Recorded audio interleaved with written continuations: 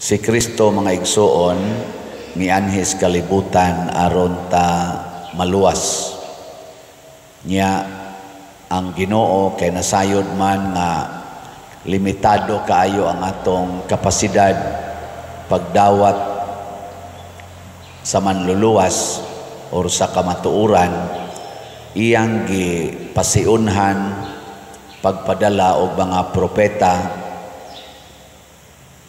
labi na gyud mga leaders sa katawhan nga pinili sa Ginoo. Ug usa ni ana mao si Moises.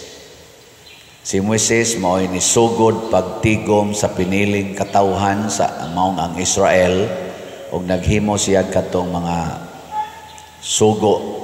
Siya midawat sa sugo sa Ginoo katong 10 Commandments aron maluwas ang piniling katawhan. Unsa may kinaiya ni Moises? Ang kinaiya ni Moises pupareha rasad sa kinaiyas Ginoo. Nya sa dihang na tawo na si Jesus, iya na diyong gipakita ang tinuod na kinaiyas Ginoo or kinaiya sa usa ka motuos Ginoo.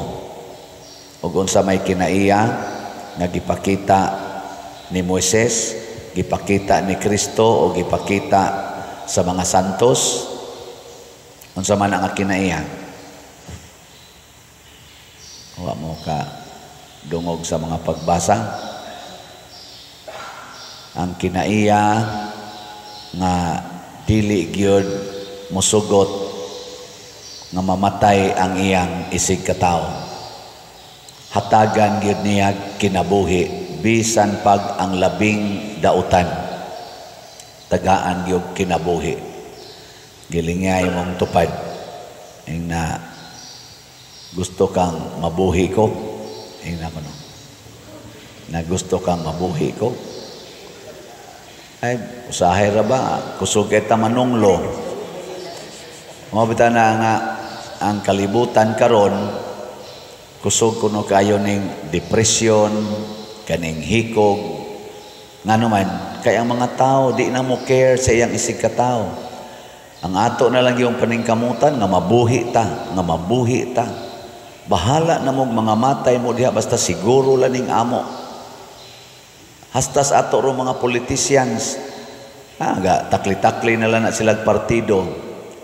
Klaro man na, di ba? Ang kontra karon nagkauban na. Ang kauban sa una, nagkontra na. Nga naman, kung asang pabor sa akong seguridad, anha ko. Okay? Lisod ang nagdi ko mo anha, patay ko. Ako yun ba? Ako. O tanawa si Moises, ipapatay na untas Ginoo ang tanang mga tao nga misupil sa gisulti ni Moises. Ningon si Moises, pabilin mo dinhi, unya musaka kos bukid, kay gitawag kos Ginoo, huwata ang akong pagbalik. Unsa may gibuhat sa mga tao dito sa ubos, pag humanas 40 ka adlaw nga si Moises, wa na mo pakita. Naghimo sila katong ilang baka, nga ribultos baka, nga gitunaw gikan sa ilang mga alahas nga gidala, mga gold. Ug pag human ato, ila dayong gisimba. Isa mauni ang atong manluluwas. Ayaw na mugtuo atong Moises, kay namatay na to. Kanina'y atong Ginoo, pastang lagutas Ginoo nga giilisan si ato, ingnan niya si Moises, hutdon ko nagpatay ng mga tawhana, nga ikaw maoy akong tagaan og kaliwat, bag-ong kaliwat, nga maoy akong palambuon. Pabor ka ito ni Pabor ka ito ni Moises. Og buot yung unahon-naon. Antos pa siya 40 ka adlaw, 40 ka gabi dito sa bukid, way kaon, wa kainom, kay umay makaon dito. Pag uli pa niya, gisupak ra siya sa iyang kuwan. Moingon gitos Moises, bitaw Lord, wa ginay batasan na mga tawhana, patya na lang na, ako na lay himo ang bag-ong kaliwatan, kay buutan ning akong kaliwat, kana mga animal na sila. Unsa may gihimo ni Moises, siya maoy niingon, Lord, ayaw in tao nagbuhata. Ako mo'y muhangyo nimo. Nahinumdum pagyud ko sa imong gisaad ngadto ni Abraham, So giangko ni Moises nga nituo siya nga si Abraham, si Isaac ug si Jacob mao gyud ang unang pinili sa Ginoo o gisaaran sa Ginoo nga ang inyong kaliwat mahisamas mga bituon kadaghan. Wa ilisi ni Moises nga, sige, ayaw na lang itong hinumdum ito si Abraham, si Isaac o si Jacob. Papas naman to, ako na sa drone. Ninduta ka, no? Ang ato mga politicians karon naaning panghuna-hunaa ba? Unsa man ning panghuna-hunaa, kanang gitawag natong continuity. Di ba, no? Unity and continuity. Kadungog na mo anang punga. Kanus amo nakadungog ana kanang punga, unity and continuity. Awa mo kay nomdom. Kadtong kumpanya panahon sa eleksyon sa 2022, dunay ni saad ato og continuity and unity. Natuman ba wa? Husga. Wa. Isuga sa ninyo eh. Ang gustos Ginoo united ta, unya mo continue ta, mo bitang karon ang atong tema sa atong year of jubilee karon, Pilgrims of Hope. Kanus aman dunay hope, kanus aman dunay paglaom kung magkahiusa ang katawhan, unya mo padayon sa unsay gilatid sa Ginoo. Kana bang magsubay tas planos Ginoo. Ug ang planos Ginoo nato nga maluwas ta. Una sa sala. Kay ang sala man gyud mao imod pahugno nato. Ikaduha, maluwas ta gikan sa mga katalagman sa kalibutan. Kinsa may makasagang sa katalagman sa kalibutan sa maaning linog, mga bagyo, mga kaning mga sakit, way lain ang gahom ra gyud Ginoo. Nya ikatulo, maluwas unta tagikan sa impyerno. Ang impyerno iya na si Yawa. Ug kadtong mosunod sa Yawa, maura sad toy iyang dadon ngadto sa impyerno. Lingiay mong tupad. Ning kinsaroy imong gisunod. Ning kinsaroy imong gisunod. Oh, ana. Mao na si Jesus, si San Pablo, ilagi nang gideclare og ang tanang mga santos for that matter, gideclare gina nila, the love of money is the root of all evils. Ang gugmas kwarta mao ginay tuburan sa tanang yawa or dautan. Kining ilang gitunaw nga baka o gihimo nga baka gikan sa tinunaw nga mga bulawan, nagrepresentar kana sa power of money or wealth. Mao iniilis sa Ginoo.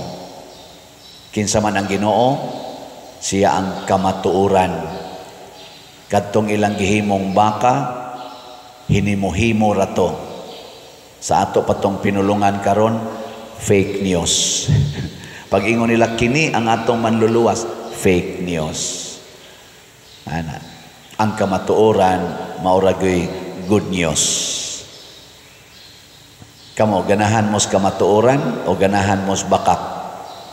Kamatuoran. Tira. May kinsa maroy gatog as tinuod, ang team Duterte o team Marcos? Duterte. Ay lagtubag at kanang kuan ba kanang kamo no hinumdum basta mangutana gani ko partig politika ay lang magtubag kay murag nangumpanya na. Ako ba guide lang ni ninyo kon makaluwas nato ang kamatuoran, sundo nato ang kamatuoran og atong ituboy sa pangatungdanan ang mga tao nga nahigugmas kamatuoran. Pero kanang nahigugmas sa fake news, sa bakak, di ta na sundon. Di ta na sundon. Kung saan man pag check, pag fact check, nga say fact check. Unsaon pag fact check ang usa ka tao? Unsaon man? Matod pa ni Hesus, makatabang man ang mga isulti sa ubang tao. Matod pa niya, ako i-fact check ko ninyo. Kinsa may unang nagsaksi nako? Si Juan. Si Juan nagtug-an sa kamatuoran si John the Baptist, pero matod pa ni Hesus, wa ko magkinahanglan ni Juan. Tanawa ha? Dili kayo kasaligan nga ang gisulti sa laing tao mahitungod aning maong tao atong saligan. Pero makatabang na kuno na, labi na gyud kung kanang tao nga nagsulti kasaligan o kinabuhi. Pero matod pa ni Hesus, niingon gid siya, aduna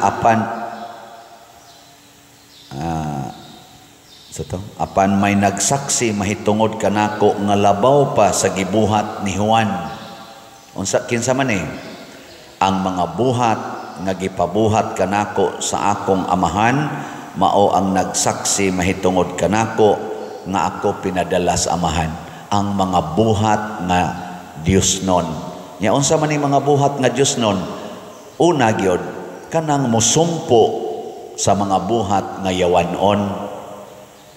Doon na gani ibuhaton ang tao nga makasumpo sa buhat nga yawanon, kanang maong buhat Diosnon. Pananglitan, drogas. Unsa man na? Diosnon, yawanon.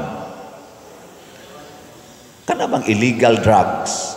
Sama ng shabu, cocaine, marijuana, dinis atong nasod. Unsa man na? Diosnon, yawanon. Sige, ang tao or mga tao nga mosumpo ana nagbuhat og Diosnon nga buhat. Doon na nabay na ning kamot pagsumpo anang drugas? Kamo na maigigo. Nini karong atong mga kandidato, kinsa nila karon gikan anang nidagan pagka-senador hangtod sa konsehal sa lungsod. Kinsa nila ang dunagyoy declaration nga sumpuon ako ang drugas. Nya nakita nato nga iya ginang gibuhat siyang kinabuhi, kana moy atong butaran. Kay pinadala nas Ginoo, kay ang iyang buhat nagsumpo sa buhat sa yawa. Ikaduha, kanang graft and corruption. Pagpangawkaw karon bisag kung saan pa natog limod-limod, gabaha naman ang informasyon. Billions, trillions of our funds sa atong panudlanan sa nasod nangawagtang na. Gani ang ato kunong budget, ambot fake news ba ni? I-check lang niya ninyo. Naamasa ni, wama sa ni-argue ani. Ang kaning accusation ba, why ni-argue sa laing side? Na 64, at least 64% sa atong national budget karong 2025 na release na kuno ngadto sa mga departamento nga angay hatagan niini. As early as February this year na release na. Ambot ka karon dili basig 80% na kay February pa man to. January na approve katong ilang nasaynan. February, 64%. Unya na nagpetisyon aning atong budget. Na nagpetisyon nga grupo dito sa Supreme Court nga illegal kuno kay naay mga blanco, giamindar pod ni sa pipila ka mga naas administration nga naagi blanco. Nya human na release na bisan og questionable ang budget. Graft and corruption ang tawag ana. Kinsa karon sa mga kandidato nga ni-declare gyud nga akong batukan ang graft and corruption, unya mo mention gyud sa mga kurakot nga nahitabo sa atong nasod ug ang iyasang track record nagpakita sad og nindot nga kinabuhi nga naglikay siya ng graft and corruption, mo'y atong butaran. Pero kanang naghilom lang karon, kanang wa nagitingog karon, wa na gani mo declare unsa ning graft and corruption, bisag unsa pa na kasikat nga tao, dili nato butaran. Kay pasabot nihilom siya, kay gitapin-an na sa kwarta, gipaum-om na nagkwarta unang nihilom na. Naman tayo mga kaila karon, nasa una sabaan kay na sila bahin aning mga anomaliyas kwarta, pero karon hilom na gyud sila, as in hilom. Mura bag makapangutan na tanganong ni hilom ni siya. Naamaron daghan, paniid lang mo. Ikatulo, kaning terrorism. Kanibang sa ingan anak,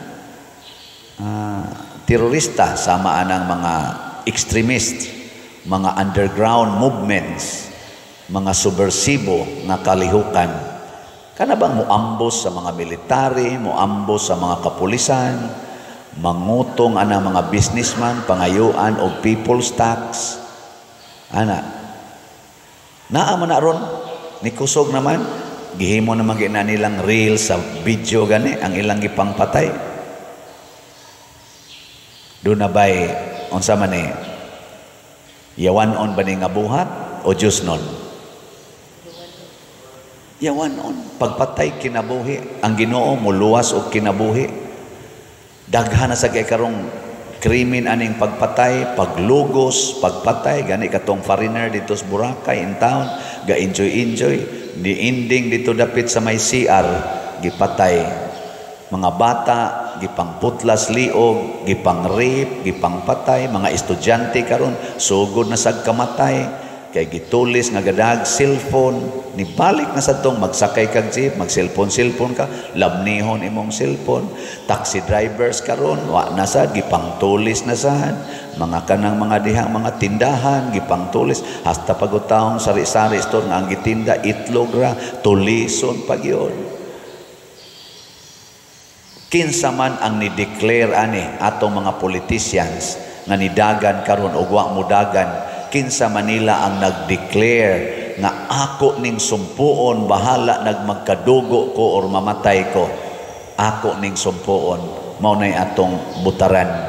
Pero kanang nihilom lang, wa maghisgot ana, ato na lang tingali ng papahuwayon. Kay pasabot, wa na siya mubuhat sa sugo sa Ginoo, pagsumpo sa sala, pagsumpo sa dautan. Sugal pananglitan, sugal, illegal gambling, online o actual, dako kay ni nga evil karon, hasta mga estudyante na buang na mga sugal sa online. Na ay manganhin ako, hasta ng utang online, pagbantay in taon mo anang utang online.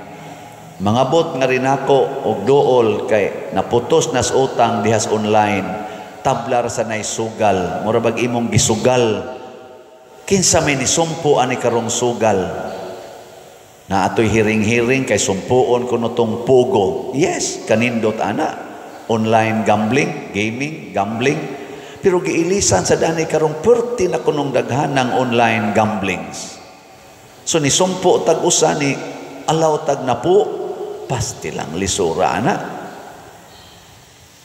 No, na siya.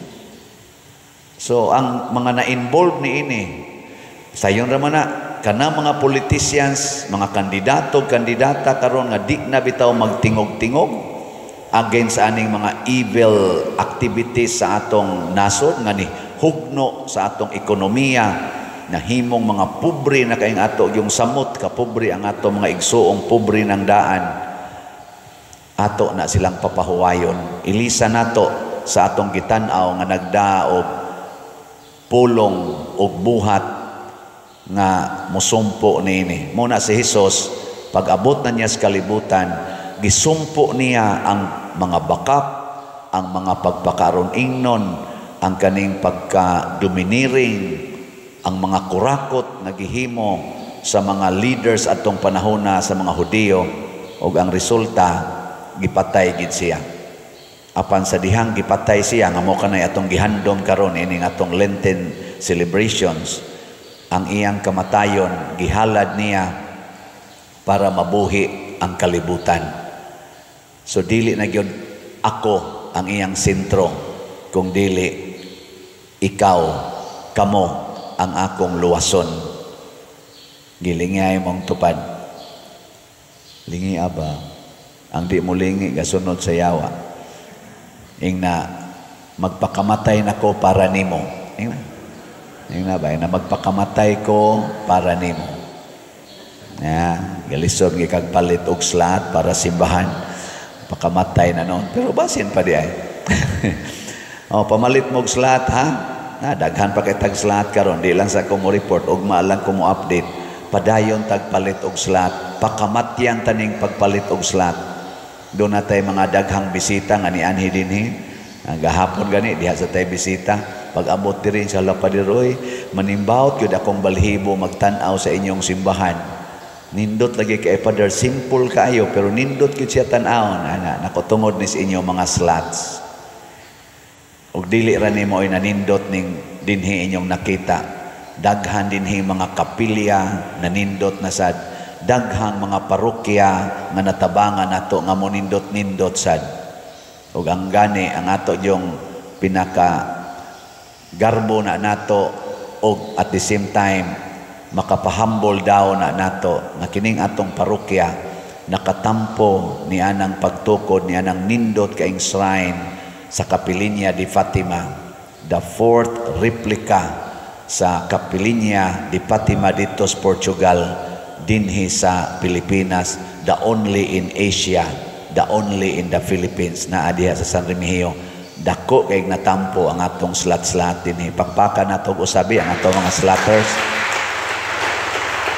Mauni ang buhat nga magtestimonya nga kita dinhi sa parokya nagbuhata sa buhat sa Ginoo, although naatay limitasyon. Daghan sa mga tao nga dinhi sa atong parokya naghigda sa balay nga to kayo gubaon kayo karon, nakapahimos na sila sa ato mga pabahay. Nihunong sa takaron kay nahutdan tas budget. Pero tiwason ta gito dito na ko paaboton sunod na kong birthday. Kuangan patag 15 ka buok balay.